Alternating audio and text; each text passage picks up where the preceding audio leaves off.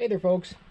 After riding fat bikes for almost 10 years, exclusively, summer, fall, winter, and spring, I decided to treat myself and give myself something a little different.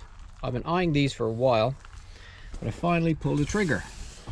For the last few years, I've been thinking about getting a skinny wheel set for my fat bike because I've been riding, 4.5, 5-inch wide tires for almost 10 years, summer, winter, whatever. And the allure of a skinny, well, not really skinny, more of like a 29 plus wheel set had me interested because I've looked at the 29 plus bikes and they kind of look interesting, like semi-fat sort of thing. Because I was, thinking how would they work in, like, say, gravel grinds, dirt trails, exploration, bike packing, road, basically everywhere I ride a fat bike. So I went looking on the internet again, and what funny enough, the following week came up in my timeline. Panorama Cycles actually had a couple in stock. They got the hubs, spokes, wheels, laced them all up for fat bikes. And a few conversations, a few emails later, and here we have it. Okay, yeah, I know. I should have waited and did a reveal, but I couldn't. So here they are.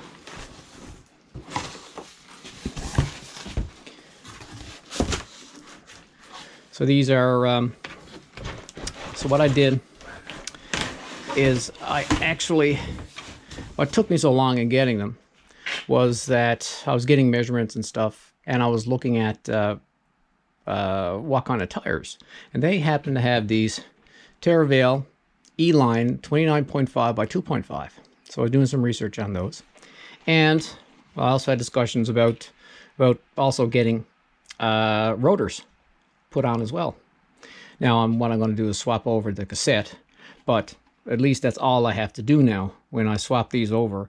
And this is the rear.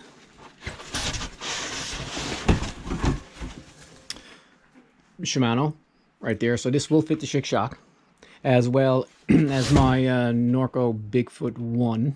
First time I've had them out of the box, actually. I love the tan wall. And tread pattern looks like it might be a quick rolling. The pictures online do not do this justice. They're very, I figured they were going to be big and gnarly type knobs, but no, they're quite small. You can see, according to my thumbnails, how big they are. So this is going to be a nice tire.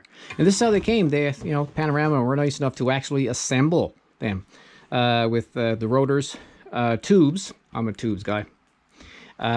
Tires. Already I was expecting it to be separate in the box, but thumbs up to Panorama for actually assembling it for me.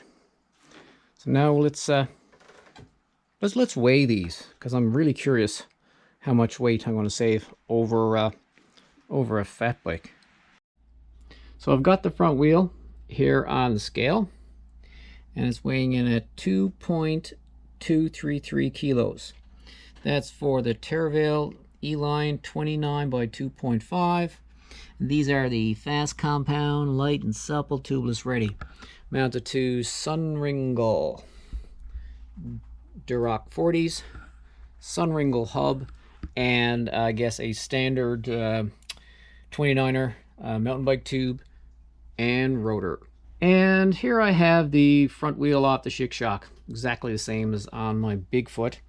It's a 27.5 Sunringle Mulefoot 80, and mounted to those are V Snow Avalanche, I believe they're 4.5 by 27.5, and the hubs, not quite sure. And this does have fat tubes in it as well. And this weighs in at 3.615 kilos. So we got 3.615 kilos for the fat bike, 2.233 for the new skinny 29 plus, fat 29 plus, which is 1.382 kilos difference, which is not bad. So for the empirical Imperial. Yeah, the Imperial in this. This is 7.97 pounds. And the 29er is 4.923 pounds, which is a savings of 3.05 pounds per wheel. So that's a little over 6 pounds for the entire bike. Looking at them side by side, you can see the difference in width. So I've just got a measuring tape here. The Snow Avalanche 4.5 measure about 4 1/4, 4 3/8 wide. And these Terravale 2.5s, they are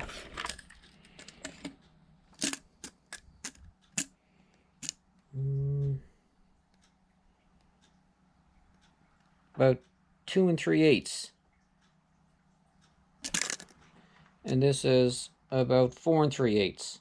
Yeah, okay, so we're looking at about a 2-inch difference in tread pattern between the two. That's going to cut down on rolling resistance, that's for sure.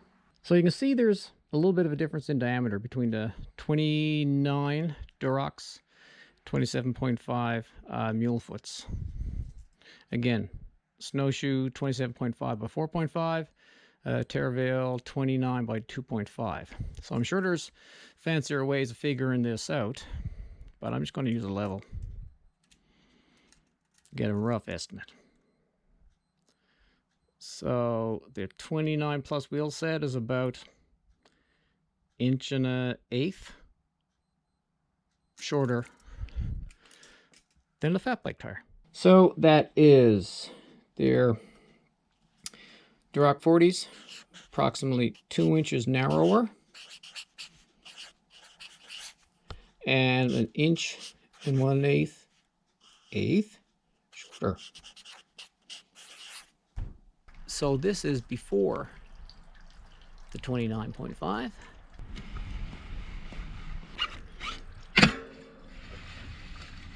And this is what it looks like with the 29er setup. Now the rear setup is going to be a little bit more because I have to remove the rear wheel, take off the cassette, mount the cassette up to this one. Step 1. Step 2. Now I'm sure you're all familiar with what Fatbikes look like, but this is what the Chic-Choc looks like with regular Fatbike 27.5 by 80 rims and 27.5 by 4.5 Snow Avalanche. And here's what she looks like with the 29er wheel set.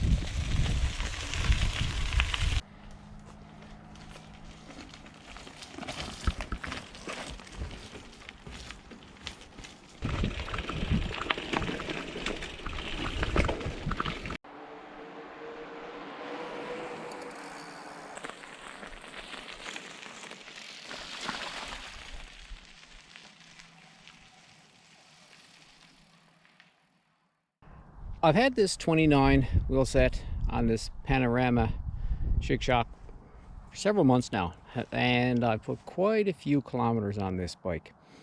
And I have to say, it sort of gave me what I expected. because as you know, with fat bike with fat tires, you can pretty much roll over everything, and it's pretty forgiving. Actually, it's made me a lazy rider because I just roll over things. The 29er wheel set has made me pay a little bit more attention to the trail.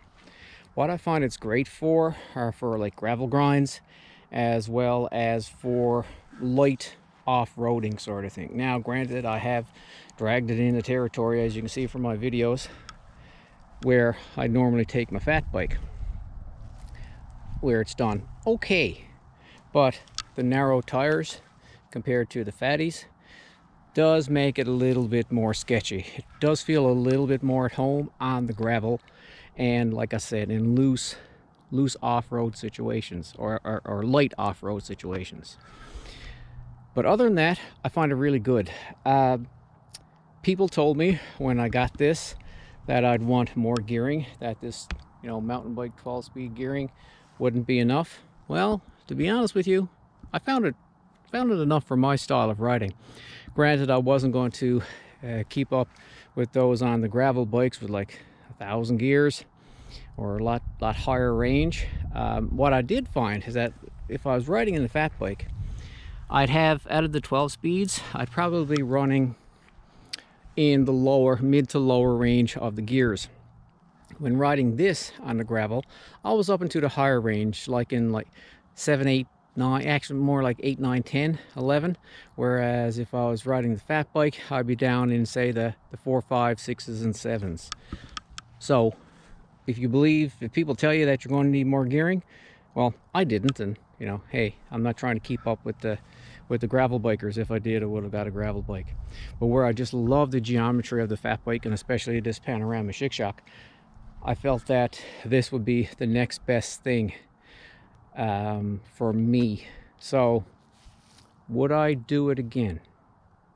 Knowing what I know, I say yes, I would, because it gives me an option. Now, I do have a couple of fat bikes, one with dedicated fat tires, and over the summer I've been swapping between this Panorama, and my other Norco. If I wanted to go do some really true off-roading, I'd use that. This I'd use other times, and this is great for running around the city as well, doing pavement. That's what I love about this particular setup, is that I could actually leave the house, hit some gravel, hit some pavement, and it not sap the energy out of me, whereas a fat bike would. So there you have it, folks, my thoughts on the 29er wheel set on a fat bike. And just in case I didn't mention it earlier, I got this set from Panorama Cycles. Actually, they have it. I'm not sure if they have any left now, but they do have it. So anyway folks, thanks for watching, and hope you enjoyed this video.